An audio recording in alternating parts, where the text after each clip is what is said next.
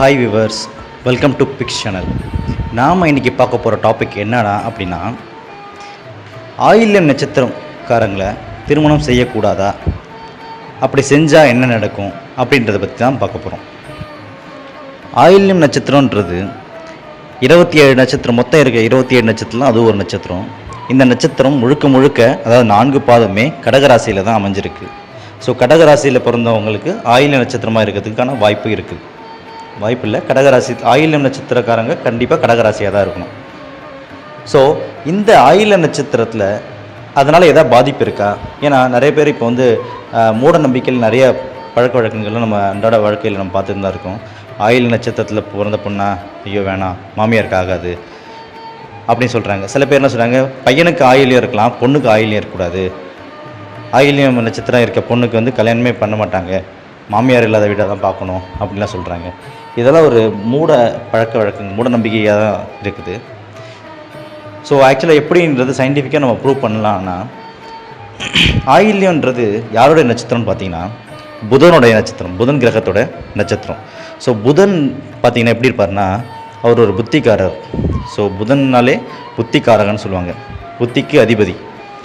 So இந்த நட்சத்திரத்தில் பிறந்தவங்க எல்லாருமே பொதுவாகவே கண்டிப்பாக ஒரு இன்டெலிஜென்ட்டாக தான் இருப்பாங்க அண்ட் ப்ரில்லியண்ட்டாகவும் இருப்பாங்க. பொதுவாக இவங்க மேக்ஸு இதெல்லாம் ரொம்ப இன்ட்ரெஸ்ட் காட்டுவாங்க. ஸோ பேங்க்கில் டீச்சர், மெயினாக டீச்சருக்கான ஃபுல் குவாலிஃபிகேஷன் இவங்களுக்கு இருக்குது. ஸோ இவங்க கண்டிப்பாக ஒரு புத்திமானதாக இருப்பாங்க, ரைட்டா?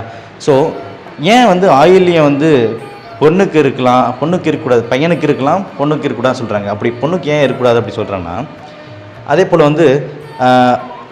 ஆயில் நட்சத்திரம்னா, ஆயில் நட்சத்திர பொண்ணுன்னா கண்டிப்பாக மாமியாருக்கு ஆகாதுன்றாங்க. மாமியாருக்கு ஆகாதுன்னா மாமியாருக்கு உடல்நிலை சரியில்லாமல் போகாது, இல்லை அவங்க இறக்க மாட்டாங்க. ஆக்சுவலாக என்ன நடக்குன்னா, இவங்க ஒரு புத்திமான் மாதிரி இருக்கனால ஒரு டீச்சர் லெவலில் இருப்பாங்க. டீச்சர்னால் என்னென்னா ஸ்டூடெண்ட்ஸ்க்கு போதிக்கிறது, அதாவது மற்றவங்களுக்கு இவங்க அட்வைஸ் பண்ணுற மாதிரி இருப்பாங்க. ஸோ எந்த ஒரு மாமியாரும் தன்னை அவங்க டாமினேட் பண்ணக்கூடாது. ஏன்னா இத்தனை வருஷமாக நம்ம அந்த வீட்டில் இருந்துட்டு நம்மளை ஒருத்தவங்க டாமினேட் பண்ணக்கூடாதுன்னு தான் நினைப்பாங்க. ஸோ இவங்க வந்தால் இப்படி பண்ணாதீங்க, இப்படி பண்ணுங்க அப்படி சொல்லிட்டு இவங்க அட்வைஸ் பண்ணுவாங்க. அந்த அட்வைஸ் அவங்களால ஏற்றுக்க முடியாது. ஸோ இதை தான் நாளடைவில் பேச பேச எல்லாருமே என்ன ஆகிடுச்சு, மாமியாருக்கு ஆகாது அப்படின்ற மாதிரி எல்லாருமே சொல்ல ஆரம்பிச்சிட்டாங்க. ஸோ இதை தான் மூட நம்பிக்கையாக வேறு மாதிரி க்ரியேட் ஆகி மாமியாருக்கு ஆகாது அப்படின்னு சொல்லிட்டாங்க. ஸோ இது ஒரு ஃபேக்ட். ஸோ இப்படி தான் இப்படி ஒரு விஷயம் க்ரியேட் ஆச்சு.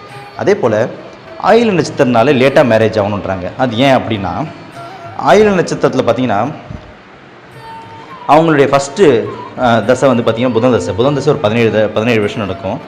ஸோ ஆக்சுவலாக அவங்க பிறகுது கம்ப்ளீட்டாக பார்த்திங்கன்னா 17 தசை. அதில் மீதி சொச்சோன்றப்ப கொஞ்சம் முன்ன பின்ன மாறும். ஸோ 17 வருஷம் ஆக்சுவலாக கம்ப்ளீட்டாக புதன் தசை நடக்கும். ஸோ அதுக்கப்புறம் ஒரு 7 வருஷம் பார்த்தீங்கன்னா கேது தசை. ஸோ 15 வயசில் யாரும் கல்யாணம் பண்ண மாட்டாங்க கண்டிப்பாக. ஸோ அதுக்கப்புறம் கேது தசைன்றதுனால 24 வயசு வரைக்கும் கல்யாணம் பண்ணக்கூடாது. ஸோ கேது தசையில் பண்ணால் அந்தளவு நல்லது இருக்காது, கெடுதல் தான் நடக்கும் அப்படின்றது ஒரு ஐதீகம். அதனால் கேது தசையில் கல்யாணம் பண்ண மாட்டாங்க, திருமணம் பண்ண மாட்டாங்க பொதுவாக. ஸோ அதனால் 24 பண்ணக்கூடாது. அதுக்கப்புறம் பார்த்திங்கன்னா சுக்கிர தசை சுயபுக்தி வரும். சுக்கிர தசை ஒரு 20 வருஷம் இருந்தாலும் சுக்கிர தசை சுயபுக்தி பார்த்திங்கன்னா ஒரு 40 மாதம் இருக்கும். அதாவது கிட்டத்தட்ட 3.5 வருஷத்துக்கு இருக்கும். ஸோ அந்த வருஷம் கேல்குலேட் பண்ணிங்கன்னா ஒரு 27.5 இயர்ஸ் ஆகும். ஸோ அதாவது ஒரு ஜாதகர், ஆயில் நட்சத்திரத்தில் பிறந்த ஒரு ஜாதகர் 27 வயசுக்கு மேலே கல்யாணம் பண்ணால் தான் நல்லது. 27 ரைடும். ஸோ 28 கல்யாணம் பண்ணக்கூடாதுவாங்க. ஸோ அதனால் 28 இல்லைன்னா 29, 30 பார்க்க ஆரம்பிச்சுன்னா 30 ஆகிடும். ஸோ அதனால் கல்யாணம் ஒரு 27 வயசுக்கு மேலே அவங்களுக்கு பண்ணால் தான் கண்டிப்பாக லைஃப்பில் அவங்களுக்கு நல்லபடியாக இருக்கும், ஒரு மேரேஜாக இருக்கும். அதனால் இல்லைனா 2 மேரேஜ் ஆகிடும், கேது தசை இருந்தாலே 2 மேரேஜ் ஆகிடும் அப்படி இப்படின்னுவாங்க. ஸோ இதனால தான் ஆயில் நட்சத்திரத்தினாலே லேட்டாக மேரேஜ் நடக்கும் அப்படின்னு ஒரு இருக்குது. ஸோ ஆக்சுவலாக அது ஒரு ஃபேக்ட் இருக்குது, ரீசன் இருக்குது. ஸோ அதனால் ஆயில்யம் நட்சத்திரம் அப்படின்னா எல்லாருக்கும், ஒரு சில பேருக்கு அது மாறலாம். பட் ஆயில் நட்சத்திரம்னா 27 வயசு மேலே பண்ணுறது நல்லது. பொதுவாகவே இப்போல்லாம் மெச்சூரிட்டி லெவல்லே பார்த்திங்கன்னா பசங்களுக்கு 27 வயசு மேலே வருது, கேர்ள்ஸுக்கு 24 மேலே வருது. எல்லாருமே இப்போ ஹையர் ஸ்டடீஸ் அப்படி இப்படி பண்ண போயிட்டாங்க. ஸோ அதனால் இதுக்கப்புறம் எல்லாமே ட்ரெண்ட் மாறிடும். பாய்ஸ்னாலே 27 மேலே தான் ஸ்டார்ட் பண்ணுவாங்க, கேர்ள்ஸ்னால் 24 மேலே தான் ஸ்டார்ட் பண்ணுவாங்க. இன்னும் கொஞ்ச நாளில் ஃபஸ்ட்டு 18, 21 சொன்னாங்க, அப்புறம் 21, 24 இப்போ 24, 27 ஆகிடுச்சு. இன்னும் 27, 30 ஆகிடும், போயிடும் போல இருக்குது. ஸோ ஹையர் ஸ்டடீஸ் எல்லாம் பண்ண எப்படி டெக்னாலஜி டெவலப் ஆகிட்டு இருக்கோ, அதே போல் ஜனங்களுடைய ஏஜ் மேரேஜ் டேட்டும் எக்ஸ்டெண்ட் ஆகிட்டே தான் இருக்குது. ஸோ இதுதாங்க ஃபேக்ட். மற்றபடி ஒன்றும் ஆயில் நட்சத்திரம் வந்து ஒரு மகா மோசமான நட்சத்திரம்னு சொல்ல முடியாது.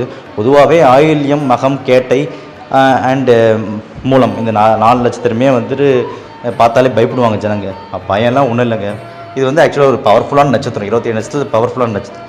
ஏன் அப்படின்னு பார்த்தீங்கன்னா எண்டிங் ஆகுது பார்த்தீங்கன்னா இந்த 4 பாதமும் முடிகிறப்ப ஒவ்வொரு இது ராசியிலையும் முடிகிறப்ப பார்த்தீங்கன்னா இதுதான் இருக்கும். ஒன்று முடியும் 4ல் இல்லை ஆரம்பமாக இருக்கும். அந்த காம்பினேஷன் இருக்காது. இதில் 2 அதில் 2 இதில் 1 அதில் 3 அப்படின்றது இதில் இந்த 4 நட்சத்திரத்தில் மட்டும்தான் இருக்காது. ஸோ அதனால தான் இந்த 4 நட்சத்திரம் ஒரு டிஃப்ரெண்ட் ஃப்ரம் ரிமைனிங் அதர் நட்சத்திரம். ஓகேவா? ஸோ வீவர்ஸ், உங்களுக்கு எல்லாமே இந்த டவுட்ஸ் கிளியராக இருக்குன்னு நினைக்கிறேன், நம்புகிறேன். அந்த ஆயில் நட்சத்திரம் பற்றி நீங்கள் பயப்பட வேண்டிய அவசியமே கிடையாது.